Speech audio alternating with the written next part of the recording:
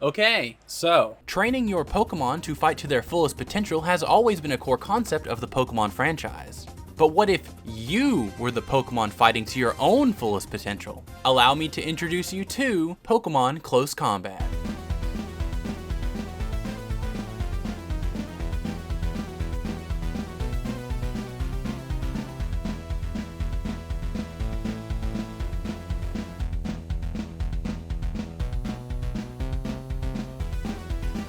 In my mission to share my passion of fighting games with the world, I'm starting this new series. And we're kicking things off with my latest fighting game addiction, the free-to-play game Pokémon Close Combat. Getting into a new fighting game can be a big commitment for people. So, to help out, we're going to break it down and rank it in 3 separate categories to help new players and veterans alike to determine whether or not they want to give the game a shot. Those 3 categories being accessibility, aka how easy it is to pick up and play, translation, aka how well the skills that you use in this game translate to other fighting games, and community support. As a disclaimer, these ranks should not be used as an indicator of the game's quality, but strictly as information that you can use to inform your personal decision of if it's worth dedicating grind time towards, if you were on the fence. With introductions out of the way, let's go ahead and jump into our first category, accessibility.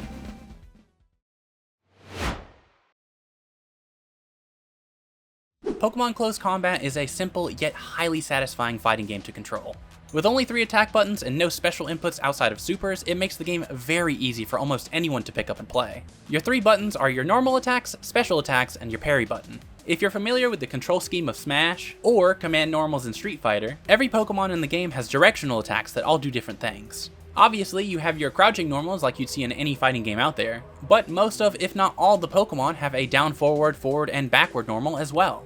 All of your upwards directional inputs don't have unique attacks, but instead jump you in the air, giving you access to your aerial attacks. The same is also true with specials, although not every mon has a special with every direction. You can check to see what directional specials they do have by looking at their command list either on the character select screen or on the pause menu. Grabs are also a part of this directional attack system, as you perform a grab by pressing forward or backward and the parry button when you're close enough. I should note that grabs also have a bit of a proximity element to them. If you're further than mid-range from your opponent, you won't get a grab by pressing forward or backward and pressing parry.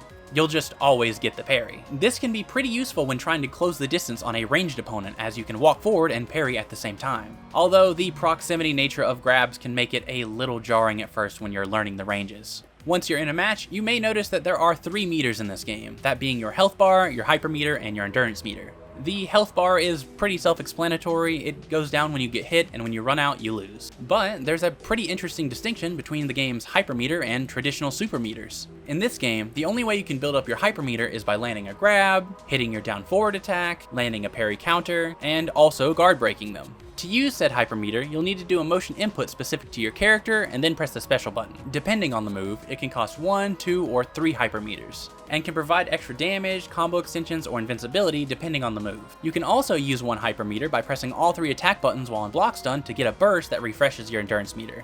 Or, if you prefer a more offensive use of your meter, if you have at least 2, you can use one of them to C-cancel. Oddly specific requirement, I know.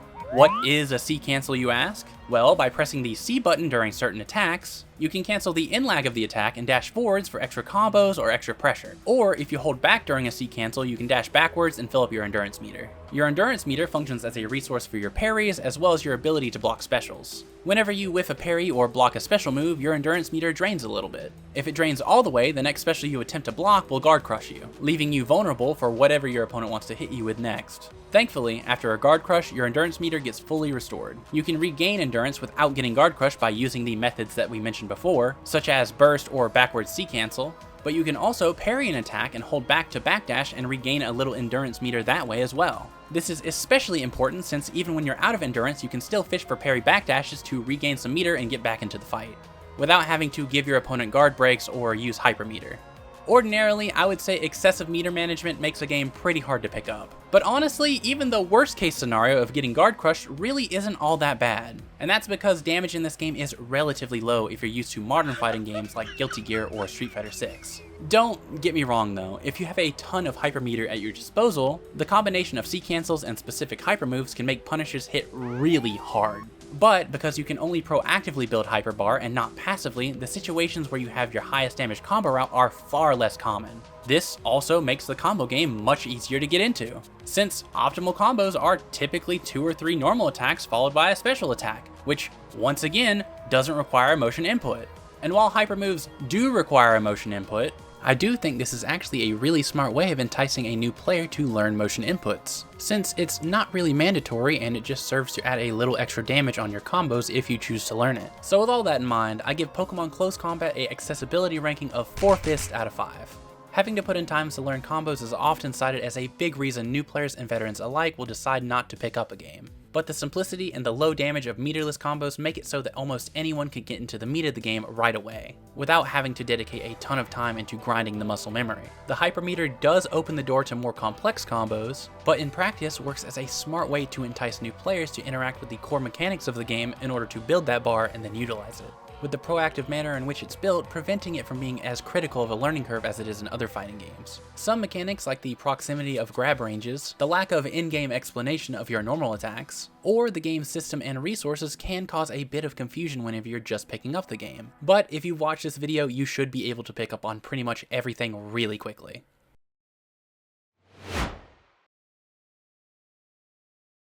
Moving on to translation, Pokemon Close Combat feels right at home with your traditional 2D fighter. You have the groundwork of gameplay from the Street Fighter series, in the sense that it's a hold back to block game with no air blocking and strong grounded footsies. But the character's mechanics and combat speed can get pretty complex, almost in a way that feels like it's trying to prep you for the world of anime fighters, in the sense that they have mechanics like instant overheads, characters that can run, jump at projectiles, and much more.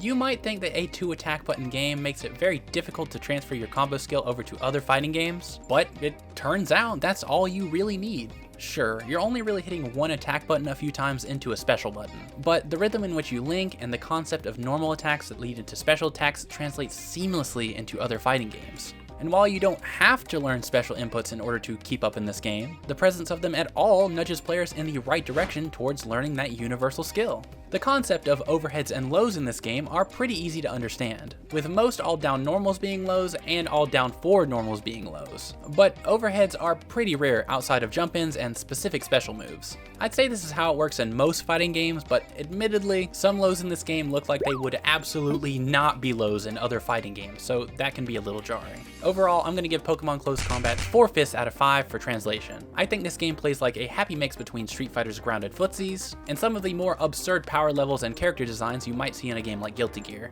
all the while teaching you the core mechanics you would want to learn for a traditional 2D fighter. This game can't be a 5 out of 5 just because it is still a 2 attack button game, and the fact that you can actually get away with not learning motion inputs and still be competitive in the game. And that possibility could potentially prevent you from learning a core skill used in pretty much every fighting game on the market. Although, that's intentionally by design to keep the game easy to pick up and play by a much larger demographic. It's impossible to have a simplistic first step into the complicated world of fighting games, and have it translate those learned skills over perfectly. But damn does this game give it one hell of a shot. To my knowledge, there is no other fighting game that serves that dual purpose half as well as this game does.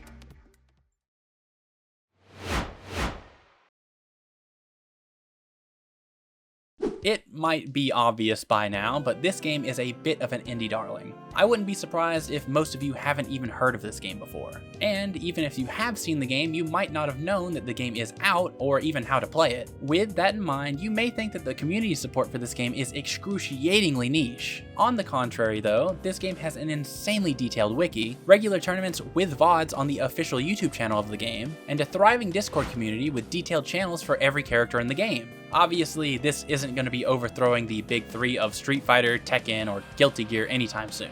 And while it has a super passionate core fan base, the game is still a fan project of the Pokemon franchise, so it's legally impossible for the game to earn money. And as you'd imagine, that can create some development hitches. That said though, the dev team does provide regular development updates and free-to-enter tournaments, occasionally with generous pop bonuses of up to $250 donated by the community. so it's by no means struggling. On top of all that, while I was researching for this video, I was pleasantly surprised to see that there is a lot of content on this game on social media. From guides, to VODs, to other content creators singing the praises of this game, to hundreds of thousands of views. So, if you want to go ahead and share this video with a friend, hit that like, subscribe, I certainly wouldn't complain about it. But considering all that, we're going to go ahead and give this game's community support a ranking of 3/5 out of 5. The active player community is small, but very passionate, with a ton of potential for growth. Unfortunately, it being a fan project of a franchise that is notorious for shutting down fan projects that get too big, it prevents it from ever reaching its true peak.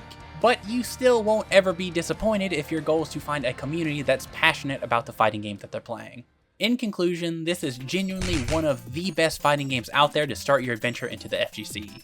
Or if you're already on that journey, it's a low commitment game that will sharpen your fundamentals and be a blast while you're at it. Not only does the low damage and simplistic controls allow you to enjoy the core gameplay faster than any other game like it, you'll also be sharpening core skills incentivized by the gameplay that you can use in any other fighting game. And you'll be able to do this much more efficiently than with other simplistic fighting games like Dive Kick or Slowly Fighter.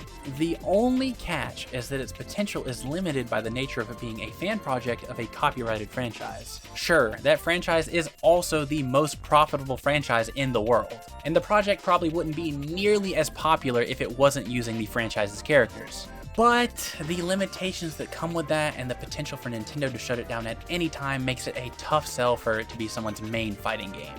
While it does suck that you'll never be able to make a living off the game in the same way that you could potentially with something like sponsorships or major winnings, if your goal isn't to make a living off fighting games, the community support will always be enough for you to have a good time with the game. Going forward, every time I do a video in this series, I'll be hosting a free-to-enter bracket for the game I'm talking about the second Sunday after the video releases, with pop bonuses being accepted from anyone who wants to support the community. For example, this video has been about Pokemon Close Combat, and it was released on April 25th. So, we'll be hosting a Pokemon Close Combat bracket on May 4th that you can enter by clicking the link in the description below. I've also provided links to the game's download, official social medias, and my own Discord so you can grind for the tournament and get connected with the game's communities. If you're eager to see the game thrive, you can join my Discord and/or DM me to go ahead and donate a pop bonus for the bracket. Otherwise, if no one ends up donating, we'll still run the bracket, it'll just be for bragging rights only. But yeah, that's all I got for this video. I'll see you guys in the next one.